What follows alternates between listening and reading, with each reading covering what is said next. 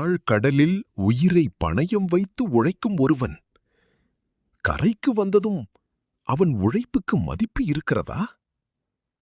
முருகன் ஒரு சாதாரண மீனவன்.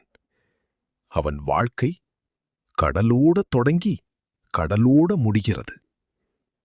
ஒவ்வொரு நாளும் உயிரை ஆபத்தில் வைத்து ஆழ்கடலுக்குச் சென்று மீன் பிடிக்கிறான்.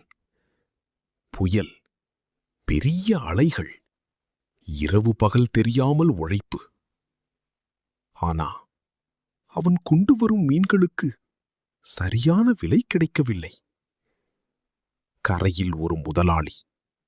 அவன் சொல்வதுதான் விலை.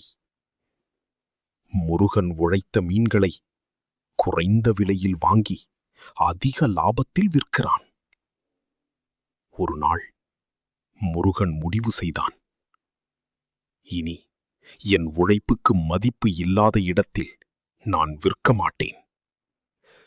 அவன் மற்ற மீனவர்களை சேர்த்தான். அனைவரும் ஒன்றிணைந்தார்கள். நேரடியாக மக்களிடம் மீன்களை விற்க ஆரம்பித்தார்கள். இன்று முருகனின் உழைப்புக்கு மதிப்பு கிடைத்தது. அவன் மட்டும் இல்லை, அனைத்து மீனவர்களும் உயர்ந்தார்கள்.